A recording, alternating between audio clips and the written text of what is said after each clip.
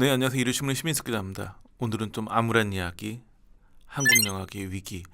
2024년에 코로나 이후로 계속 힘들던 극장가에서 한국 영화계의 진정한 위기는 이제부터다 이런 얘기가 나왔었는데 지금 보면 아직 3월 중하순이지만 벌써 그 우려가 현실이 되어가는 분위기예요. 현재 3월 한 18일 기준으로 봤을 때 흥행 1위한 영화가 한국 감독이 만든 할리우드 영화 미키 17인데 그래도 300만이 안 돼요. 지금 266만 명 정도 들어왔는데 제가 보기에 한 300만 명까지는 갈 것 같은데 그 이상은 힘들어 보여요. 히트맨, 하얼빈 이 영화들도 200만을 넘기긴 했는데 현재까지 200만 넘긴 영화 단 3편. 100만 명이라도 넘긴 영화는 검은 수녀들, 캡틴 아메리카, 브레이브 뉴 월드까지 5편이 다예요.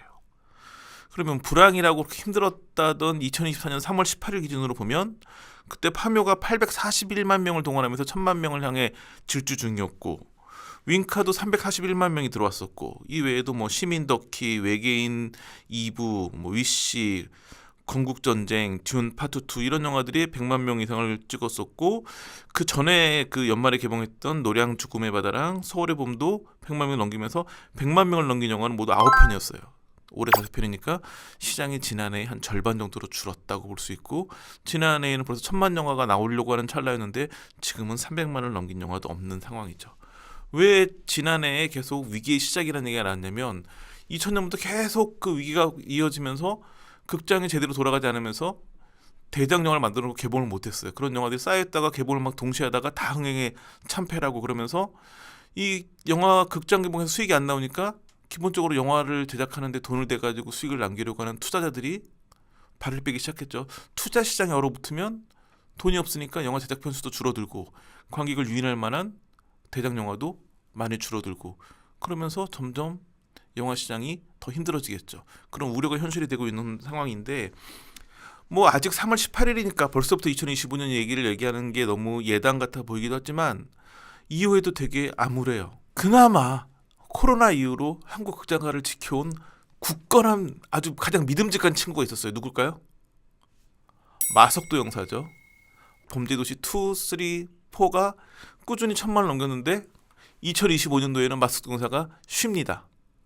범죄도시 5는 2026년 개봉 예정이고 또 한 명 코로나 시대에서 그나마 한국 영화를 좀 살려왔던 게 류승환 감독인데 모가디슈, 밀수, 베테랑 2 이런 영화들로 꾸준히 그래도 극장가에서 존재감을 보여줬는데 지금 이제 신작이 휴민트인데 지금 한참 이제 촬영을 진행하고 있는데 이 영화가 올해 개봉할지 잘 모르겠어요. 그래서 올해 잘못하면 마석도 영사도 쉬고 류승환 감독 신작도 나오지 않기 때문에 고스란히 한 1000에서 2000만 명 정도의 관객이 사라질 수도 있는 그런 위기 상황이죠.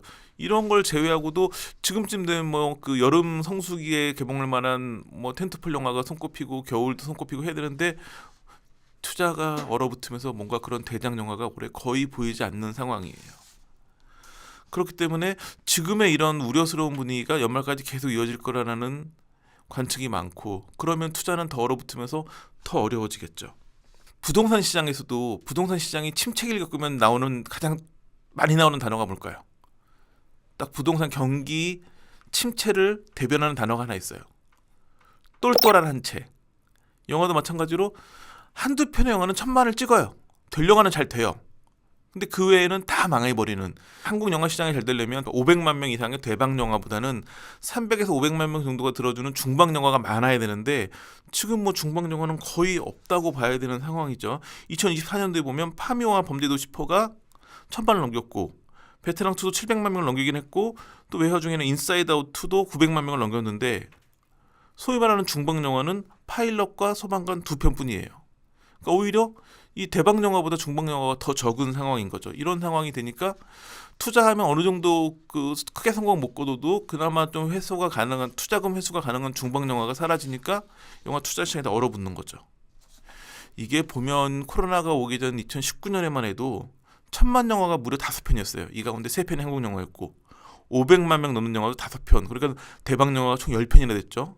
또 중박 영화도 8편이나 됐어요. 그리고 아카데미를 휩쓸었던 기생충도 2회에 개봉을 했었죠. 2019년에만 해도 전혀 한국 영화계는 힘든 게 없었어요. 코로나가 올 줄 아무도 몰랐고. 그런데 이제 2020년에 코로나가 오면서 극장을 사람들이 못 가는 상황이 됐으니까 그 상황에서 2019년에만 해도 굉장히 우습게 봤던 OTT 시장이 코로나 시국에서 엄청나게 커져버린 거죠. 그럼 이제 OTT 시장과 병행하는 길에서 살아남을 수 있는 방법은 뭐가 있을까? 이런 부분에서 하나의 해답을 보여준 게 영화 히든페이스예요. 히든페이스는 제작비가 70억 원 정도, 많이 제작비가 들어간 영화는 아니었죠. 그래서 그 손익분기점도 140만 명으로 비교적 적었는데 극장 흥행 성적은 100만 명을 살짝 넘긴 수준이었어요.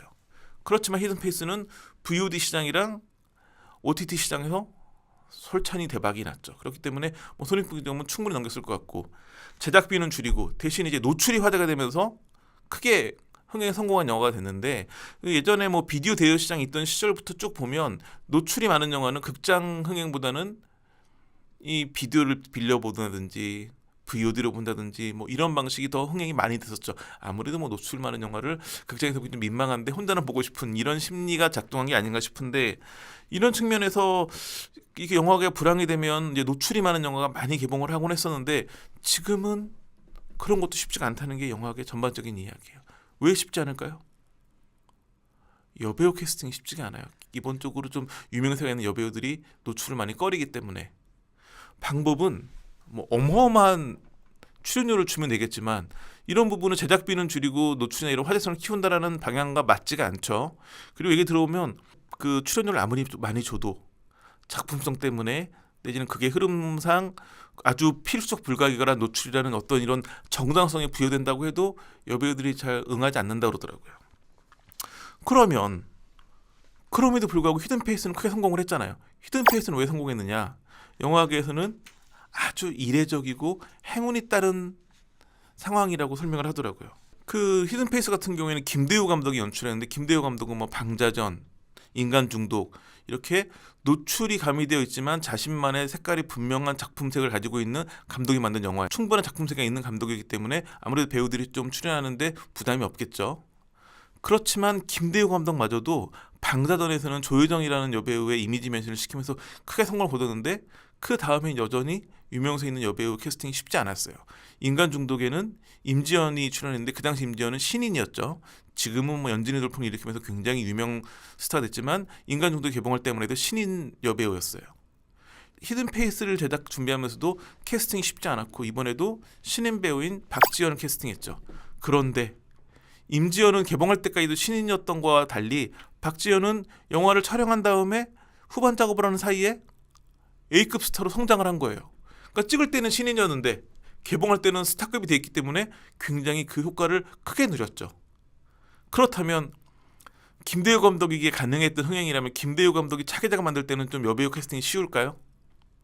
많은 영화 관계자들은 아무리 김대우 감독이라 할지라도 현재 분위기에서는 또 노출이 가미된 신작을 찍게 되면 여배우 캐스팅은 여전히 어려울 거라고. 그러니까 김대우 감독도 힘들면 많이 쉽지가 않은 상황이 되는 거죠. 물론 뭐 세계적인 거장으로 손꼽히는 감독들의 영화에도 노출이 많이 가미되곤 하지만 요즘에는 그런 흐름도 많이 예전에 비해서는 줄어들었죠. 여배우들이 나날이 그런 어떤 노출 연기를 많이 꺼려하는 상황 때문이기도 하고, 그러다 보니까 이제 티빙 같은 업체에서는 오리지널 콘텐츠를 만들 때 아예 그냥 노출 가미해가지고 화제가 됐었는데, 그래도 그렇게 뭐 대박이 났다고 보기 힘들었고, 아예 그 월화 드라마 원경을 19분 버전을 따로 마련해가지고 이걸 티빙에 서비스하기로 했는데, 그거는 굉장히 또 논란만 많이 야기하는 역효과를 불러오고 말았죠. 단순히 여배우들을 캐스팅하기 힘들다라고 하는 건 모든 여배우가 다 노출을 꺼리게 남기 때문에 그것만으로는 설명이 안 되거든요. 그래서 제가 여러 영화 관계자들한테 물어봤더니 가장 결정적인 이유가, OTT 시장이 커지면 이제 극장을 찾는 관객 수가 줄어드는 것도 사실이지만 거기서 그치지 않고 VOD를 보는 관객도 줄어들거든요. 왜냐면 뭐 좀 기다렸다 OTT로 보면 되는데 이런 심리가 많아지기 때문에. 근데 이제 그 노출이 많은 영화 같은 경우에는 극장 흥행 성적보다는 VOD 시장에서 수익이 나야 되는데, OTT가 너무 기세가 커지니까 VOD 시장도 축소되면서 어지간해서는 VOD 시장에서도 그렇게 대박 나기가 쉽지 않은 거죠. 다시 말해서 예전처럼 이렇게 비디오 대여점이 있을 때라든지 OTT 없이 VOD 시장만 있을 때처럼 선순환이 안 되기 때문에 점점, 그러니까 그만큼 제작비를 투자해서 그 회수가 어려워지기 때문에 그런 노출감 영화가 많이 줄어든다고 하더라고요. 이런 측면에서 봤을 때는 지금 영화가 굉장히 위기고, 그나마 언제나 불황에는 연예계에서 노출이 큰 돌파구가 되곤 했는데 지금은 그런 부분도 좀 답이 안 보이는 암울한 상황이 있죠. 지금 뭐 K 컨텐츠가 전 세계적인 인기를 누리고 있지만 사실은 그 K 컨텐츠의 시작점은 드라마, 영화, 뭐 K-팝 얘기하지만 제가 보기에는 90년대 후반부터 영화가 먼저 주도했고 2000년대에 들어가지고 드라마 시장이 굉장히 커졌고 이제 그 다음에 이제 K-팝이 커지면서 지금의 상황이 만들어졌는데 가장 기본 시작점이었던 한국 영화가 흔들리고 있다는 부분이 굉장히 지금 암울한 부분인데 어떻게든 좀 이런 부분이 돌파구를 찾기를 기대하는 마음이고 많은 분들이 극장을 찾아주시는 게 한국 영화 아니라 외화라도 관계없으니 극장을 많이 찾아주시는 게 이런 어떤 한국 영화 위기를 돌파하는 유일한 방법이 아닐까. 예전에는 뭐 영화 보러 가자 이게 뭐 데이트하자라는 동요였는데 요즘에는 그런 개념이 많이 허물어졌다고 하더라고요. 극장에서 영화 보는 재미를 많이 누려보시길, 그로 인해서 한국 영화 살아나기를 기원해 봅니다. 자, 오늘 준비한 소식 여기까지입니다. 감사합니다.